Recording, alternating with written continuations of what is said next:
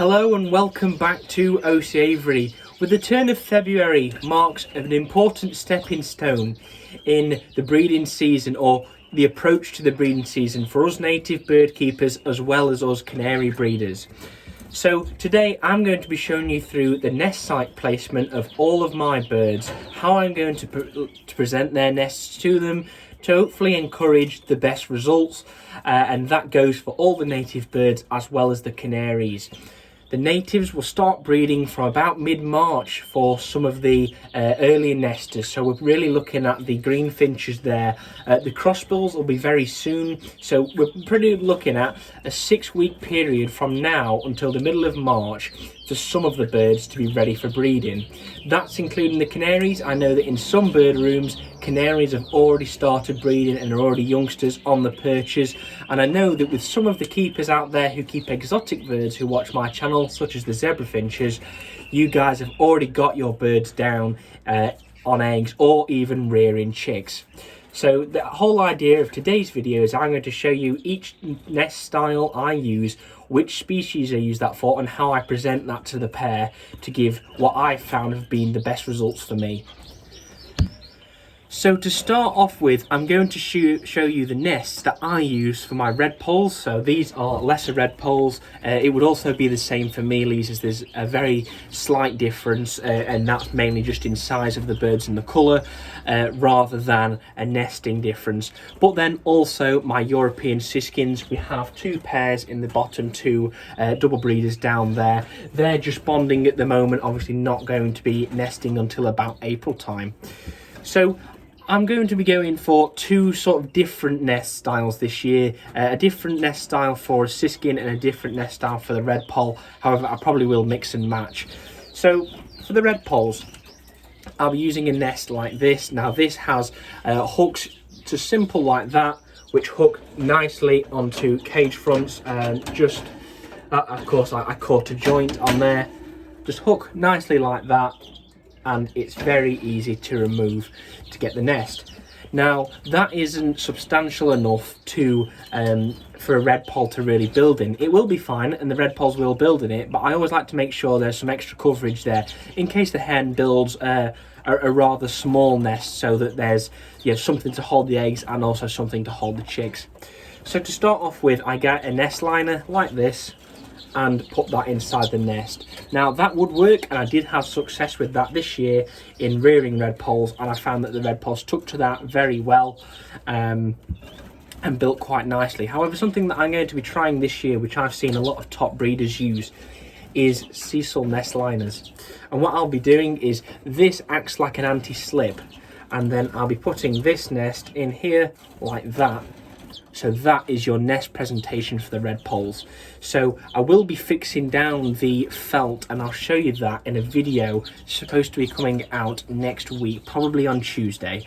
And that is using carbolic soap, and we actually will put that inside of the nest on the actual plastic, and what that'll do is keep the nest felt stuck in the nest, and also detract mite, because the mites don't like the carbolic soap. So I'll be doing that in a later video. I just wanted to give you a heads up for that. So then that is our complete redpoll nest. So the felt acts as an anti-slip, and the sisal is the actual good nest liner, and redpolls will absolutely love that. It fits really nicely for those, because obviously they're quite small birds, as you can see, and the redpoll will build in that, the redpoll hen, and you've got a nice nest just there to then hook onto your cage front very simply, and it's so easy to do.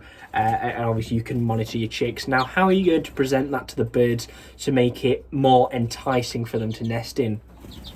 So I have 3 options, and I usually do 1 in the flights and the other 2 inside. So first is fake Christmas tree. So you can get fake Christmas tree, bundle it up and put it on the cage front just like that around the nest, so the hen feels protected. That works excellent, and I will be doing that. Another option, which I will also be doing as well, is getting a small piece of fake Christmas tree, siliconing that onto the front, and that just makes it a little bit more natural, so that when the birds see it, it looks like it's actually sat on a branch, or at least that's the idea behind it for us anyway. It works nicely for the birds. I had really good success with that this year. Or then I do have others, so I have some fake ivy, and what I'll do is just attach that to the cage front quite nicely, and that will give the hen some extra protection around the nest, just like you're seeing, and that will be very enticing for the hen, and hopefully she will go down to that. The other option, which I might do in some cages but will be mainly done in the flights, although I won't be breeding my Redpolls in flights, is a real Christmas tree, or you can use conifer or pine, something evergreen, which works quite nicely. It just lasts longer, and I can just put that onto the cage front or something like that, and it's just some extra protection for the hen, and it smells really nice, so it smells really fresh in the bird room, and the Redpoll hens and all the birds like to pick at this anyway. So that is how I'll be doing it for my Redpolls, and I will probably try a Siskin pair with that as well. For the Siskins, we'll be using a similar nest to this. This is a rather smaller nest, and I found this worked quite nicely last year when I bred some European Siskins, and they just tended to like that smaller nest. So there's two options for how I'll be presenting it. The first one is a nest liner like this, and that is so simple. It's the smallest one, and what I'll do is I'll cut a V out there so it fits in nicely, and then you can just push that into the nest, and then you can see this area needs to be removed, so there's no flap, so it's just nice and round, and that is your Siskin nest. Now that did work this year for a pair of cage bred Siskins that I had. However, some Siskins are bred in flights, so something that I found worked a little better because it's a little bit more natural was actually a different sort of nest liner like this. Now the Cecil ones for the Redpolls will work just as well. I just have these on hand and spare, so I'll be using these this year for the Siskins anyway, and that just fits quite nicely into the nest, and the Siskin hen can build in there. And I found that Siskins, at least when I bred them this year, they did like to make quite a deep nest.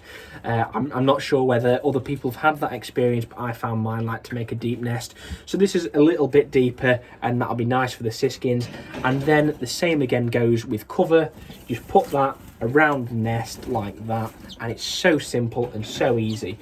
Now, something I would like to quickly show you is what I'll be doing again this year, and at least some of these cages, because I have these available, is doors like this, and I'll be getting the nest, and that doesn't fit, but let's say we did it with this one. I'll be hanging that on the cage front and putting it there, and actually I can access the chicks and the eggs so easily. So when I remove the eggs, if I was going to set them, it's very easy, and when it comes to ringing chicks, it's as easy as well. Now you don't have to do that, and I won't be doing that with these cages here, which is where I plan to breed most of the Redpolls. I'll be having 6 pairs of Redpolls on there. I'll just be getting that very simply and hanging that onto the cage front, obviously on the inside, and it's so easily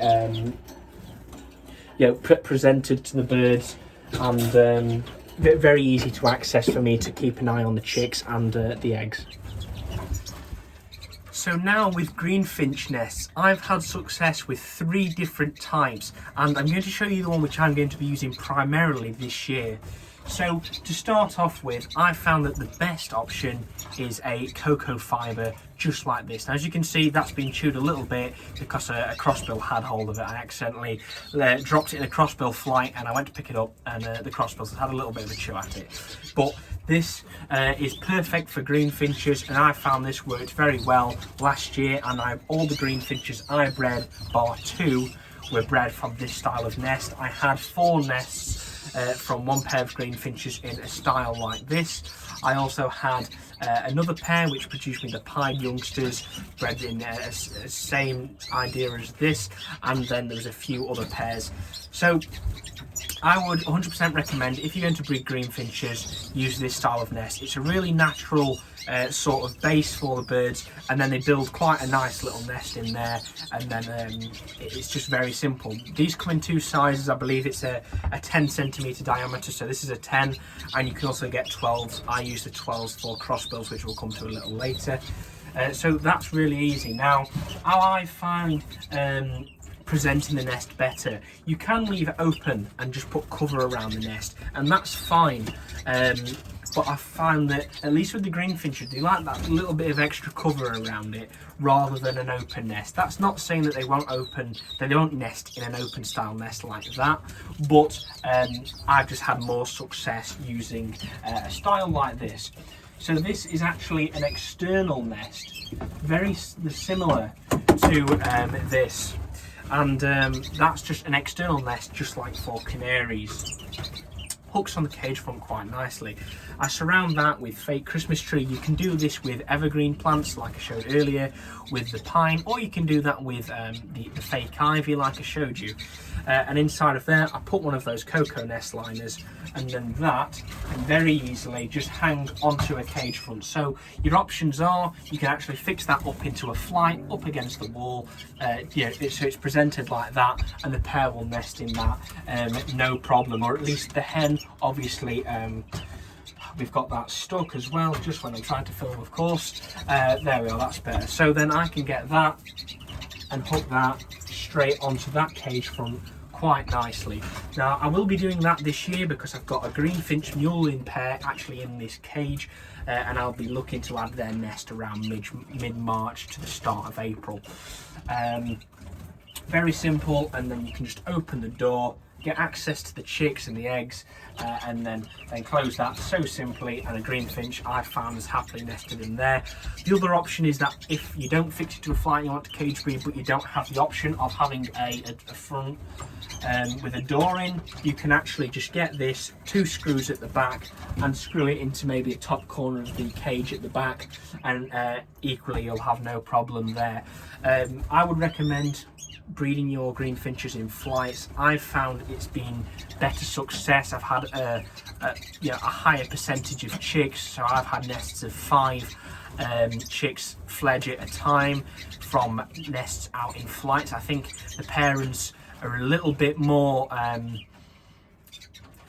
occupied out there, so the parents aren't getting bored, and they aren't disturbing the chicks too much, other than when they need to feed them and obviously keep them warm. Whereas I found that when I bred them in cages, I was having clutches of 1 or 2 chicks, which wasn't as good. And something else that I would notice and mention, and you may have noticed this when I did a video on breeding Greenfinches earlier last year, was I had a pair actually breed in a 2-foot wire breeder, and just that style of nest. Now there's nothing wrong with this for Greenfinches. Greenfinches will happily nest in this, but I had no cover around it, so they were basically treat like canaries in that sense, and sort of exhibited traits of a canary, just nesting in that.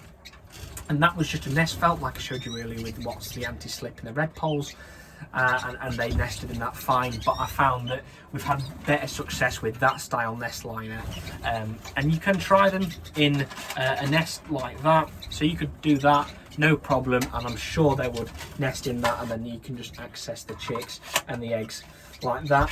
However, I would recommend, for a little bit more cover and for the benefit of the hen, this is the better option for Greenfinches.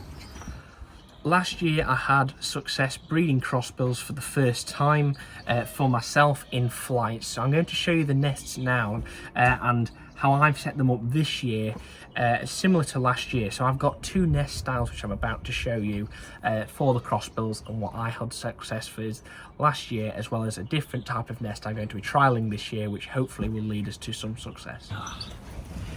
So I'm in one of the Crossbill breeding flights. We don't currently have any sort of nest building action. I found that they have started picking up a little bit, and they've been pulling at cocoa fibre like this, but overall they haven't done much this year as of yet. But it is early February, and they'll probably start in a fortnight so or time. So there's 2 nest styles I'm going to show you. So the first is actually here. This is a pine nest, and I showed this a few episodes ago.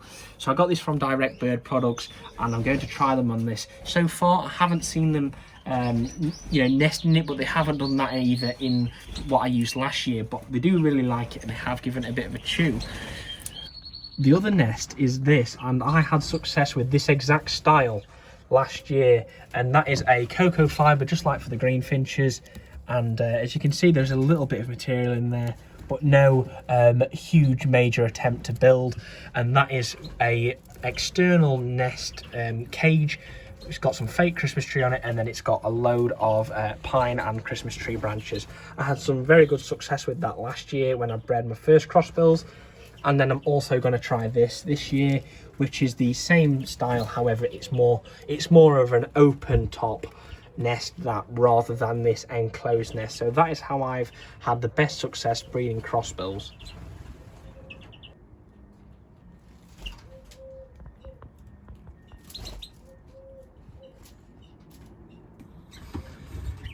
So now I'm going to show you the nest style I use for the Bullfinches and how I present that. So I've actually had success with two different styles of nest, but both the same nest liner. So the first, and I can't really show you this because there's not much to show, was an open top nest, and it was quite nice. And what I did is I put a little bit of fake Christmas tree around on the actual side of the flight, put the nest on a platform, and the Bullfinch hen nested in there quite happily. That worked really well, and I reared a few Bullfinches from that nest. Now then I had a second clutch and a third clutch, which were in a different style of nest, and I believe the reason she chose this is she felt a little bit more protected, as I hadn't had that hen the previous year. So last year I had her for the first time, and that's where she nested. And this is really the safer option in terms of more enclosed for the hen, as well as more protected from the elements. So I've used a chapel nest, and that works really nicely for the birds. You have the protection from the elements on the top, so if there's any rain and I do have cover over my flights, then it dribbles down. And also with the sun, you don't want sun getting onto the hen when she's sat on the nest, which is obviously not good. She's going to be overheated, and you don't want that cooking the eggs either. So that is how I used it. Now, I had success with both no nest liner and a nest liner in there. This is a mesh bottom, and actually the hen picked up twigs and things I put in the flight, and she built a nice nest in the bottom like a platform, and then proceeded to use coconut fibre and made a really nice nest in there, to which I then had another clutch of Bullfinches. Around that I surrounded it with a real Christmas tree, so around the whole back of that, as well as fake Christmas tree, and I was just zip tying that around the nest on each side, and that covered it really nicely for the hen. She was happy, she nested there. And then I used a different nest liner. I'm going to show you the nest liners that I had success with last year. This is the same as the Greenfinch nest liner. It's a coconut fibre with the sticks around the top and has the hook. That is very simple. You can just put that in there for the hen, give it a push down so it doesn't come loose, and the Bullfinch hen really liked that. And I also use a little bit of a different style nest liner. Now this is coconut fibre, but it's as you can see, it is different. So it doesn't have the overall structure like this one has, and robustness. This is more of a softer liner, and I put that inside quite simply and easily, and she was really happy with that, and she nested in there no problem, and had a clutch of 3 Bullfinch chicks for me last year. And that worked really nicely. And again, that's just surrounded with the fake Christmas tree on both sides, leaving the front open, and then some real Christmas tree surrounding the top, just to make it a little bit more natural. So that worked really well for my Bullfinches last year. My Bullfinches are Siberian Bullfinches, so this will work for them as well as it will work for the native Bullfinches. I have seen several different styles of how to breed native Bullfinches, and some people have had success with the open top nest. However, I haven't bred native Bullfinches, so I would recommend asking someone who has bred the natives. However, the difference is quite marginal. The Siberians are a bit more less flighty, a little bit more easier, I think I would say, not as timid. Siberian Bullfinches can also be bred in cages, unlike, well, native Bullfinches can, but the Siberians are more likely to, and you can use external nests like this, and that again would be something like that, and you would probably get a Siberian Bullfinch to go down and breed in that. But also you can try the sort of the externals a bit of cover around that, and to be honest, you could probably get them down in the standard and not actually have the fake Christmas tree around it. And again, cocoa nest liners have just worked a treat for me with my bullfinches. At least they really like those, and it doesn't take much work to get them down, having that as a nest liner, compared to if you was using a nest liner like a normal felt nest liner or a Cecil nest liner. So on to the goldfinches. Now, I've never bred goldfinches before. This is my first season with having them. I've got a native goldfinch who is mewling behind me, and then I've got a trio of Siberian goldfinches. So I'm going to be trying 4 different styles of nest liner this year for my Siberian goldfinches, and I'll let you guys obviously follow along and look at the different options and actually how we develop them, and hopefully we do breed some goldfinches this year, and we'll see which nest liner they prefer. But overall, as a style and presentation, I'm going to be using a UPVC chapel nest. Now, these are handmade by Shane from Direct Bird Products, so if you are interested, the link to Shane's Facebook and his YouTube are in the description below. And I'll be having that up for my goldfinches. I'll be drilling a small hole and just fixing that onto the side of the flight, and the egg holder, the nest holder is quite nicely comes out. So I'm going to be trying 4 different styles of nest. The first one I'm going to be trying is the same as the Redpolls, which is the Cecil, and that will just sit nicely in there to then go into my UPVC chapel nest. So I'm going to try that as one. I'm going to be using what I used for the Siskins. So that's it's a different style nest, as you can see there. I'm going to see how they like that. I'm also going to try them with a simple canary like nest felt, and I'll just be putting that inside. I'll be gluing it down or sticking it down with the carboxylic soap, something like that. And again, that's just nice and simple. I'll see how they like that.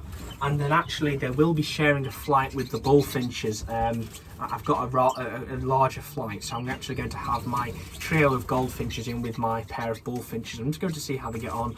I've got them together and had them together for 2 months in a flight, like a rather large flight cage down here.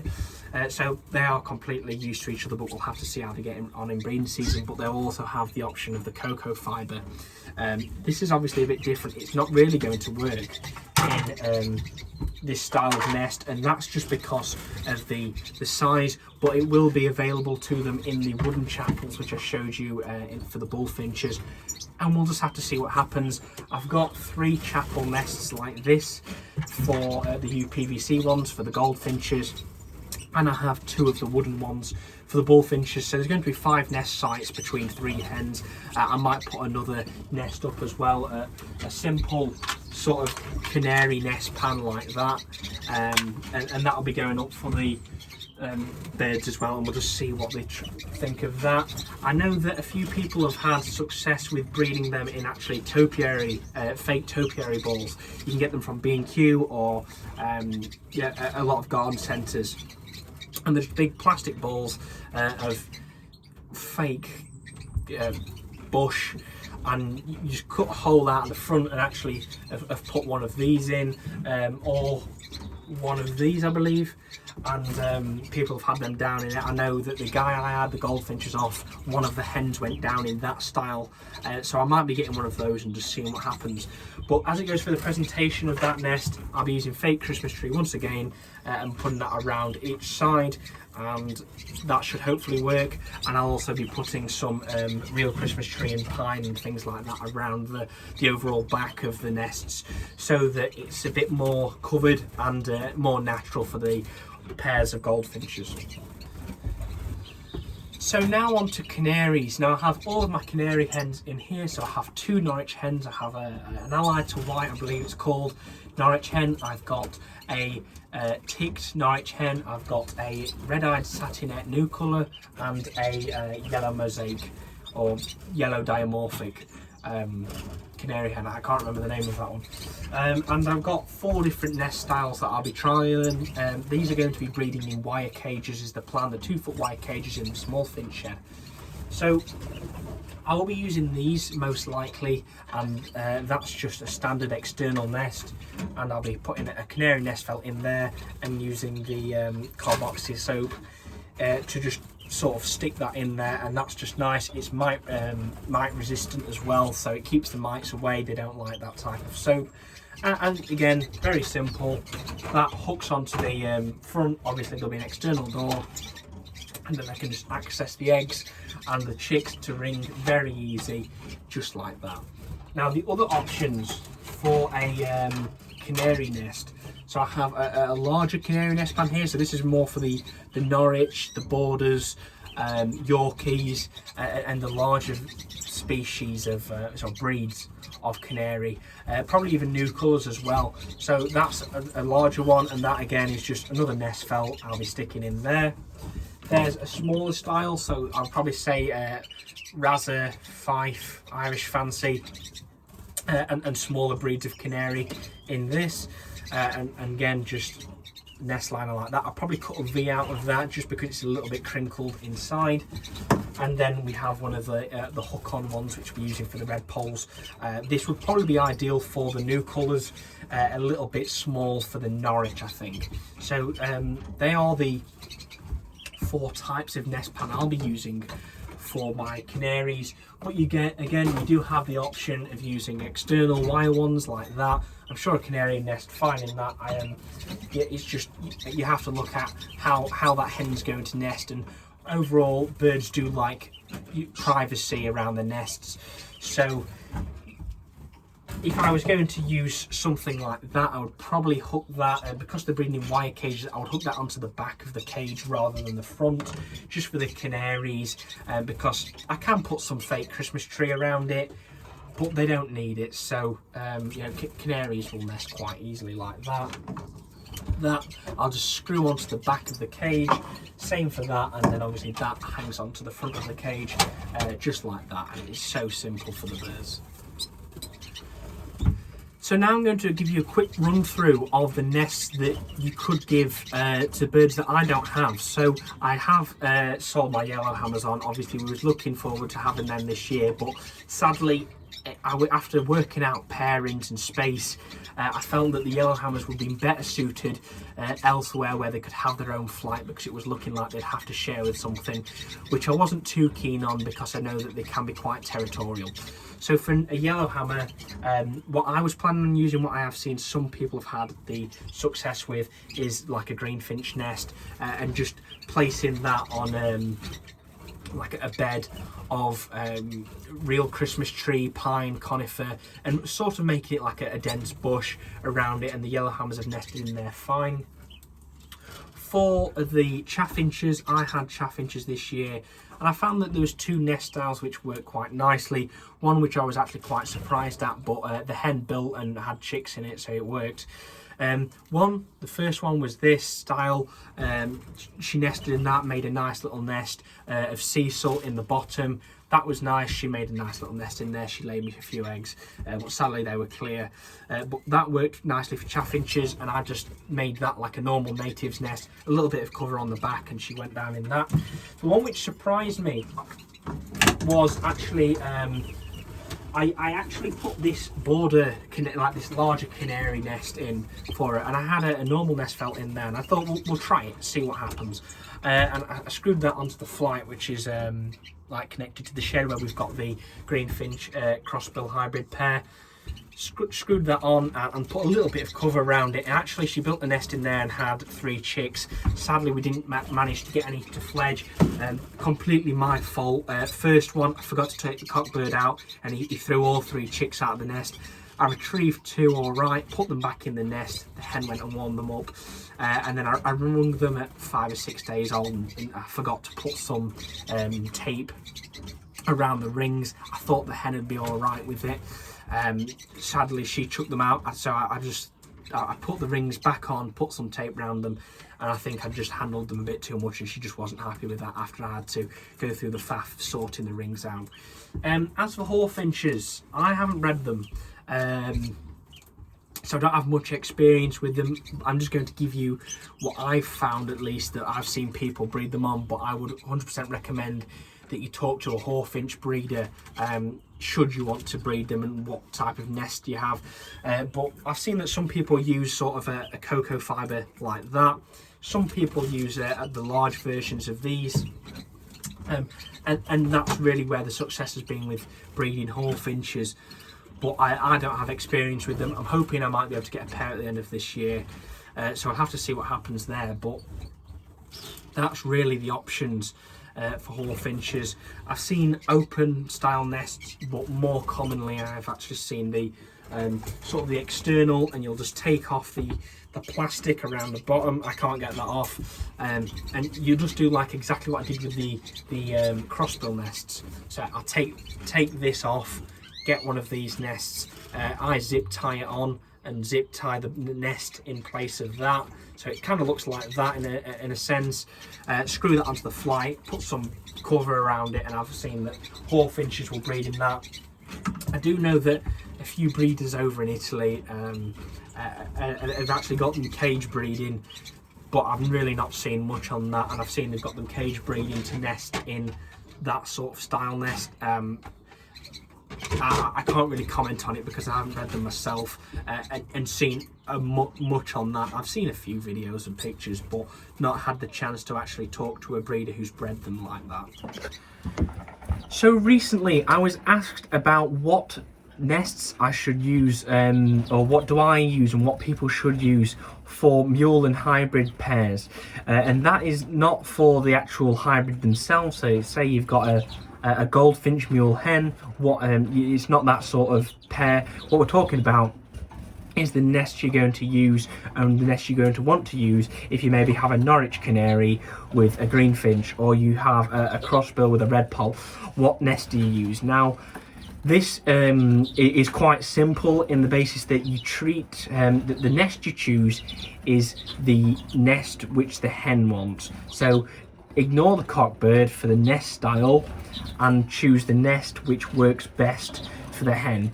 Now, you can't have you don't want to be having maybe a crossbill hen having to use a Redpoll style nest. It's really not going to work.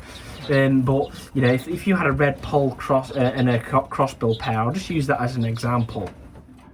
You're going to want to use a cocoa fibre nest, the one which you choose for the hen. So you want to make it specifically what the hen wants to nest in. All the cockbird's job is to do is to fill those eggs. It doesn't matter whether he likes the nest or not, as long as that hen likes that nest, she sits on those eggs, she lays those eggs and she rears those youngsters. Then as long as the cockbird's filling those eggs, that's all that matters. So every time that you decide what nest you're going to use for a mule pair or a hybrid pair, always base it on the hen's needs rather than the species of the cockbird as well. Completely the hen and only the hen. So that brings me to the end of this week's video. We've got the birds being conditioned now, so it's really only going to be about a month until we might even have the first pairs down, which will probably be the new colour Canaries. We'll be having the crossbills hopefully down relatively soon. Next up it'll be the Greenfinches, then we'll be having Siskins, Bullfinches, Redpolls, Goldfinches. Everything else will be going down around mid to the end of April, but with the real starters will be the Greenfinches mid-March, the Canaries about start of March, and the Crossbills hopefully anytime soon. So all of the nests you've seen today, all of the nest liners and most of the nest styles are all available from Direct Bird Products. I've got many of them from Direct Bird Products, so thank you to Shane for the different nesting supplies. Shane also sells a lot of other bird products, medications, foods, as well as nesting material, for example, which is something we'll go over in another video as we get closer to the breeding season, what nest materials are best for what species of bird. So please do go and check Shane out. The link to his Facebook and his YouTube channel will be in the description below, so there's plenty of stuff to order from there. So thank you very much for watching. If you have enjoyed this video, please make sure you hit the subscribe button. Only 22% of my viewers are actually subscribed, so make sure you do press that subscribe. It's free and it means you get to follow along with all of my future videos. Please leave a like on this video if you did enjoy it, and I hope you did. Please have the notification bell on, and that'll notify you every single time I upload a new video, so you won't miss any of my new videos. I have videos coming out every Saturday morning at 10 AM, as well as a midweek video or a start of the week video coming out on a Monday or a Tuesday, which is relatively a shorter video, about 10 minutes long. Sometimes it's a product advertisement for different products that I'll have available to buy very shortly, and also quick tips and things like that. And then again, please make sure you do share this video with someone else who will be interested in the different nests to use for different native British finches and canaries. So thank you very much for watching, and I'll see you in the next video.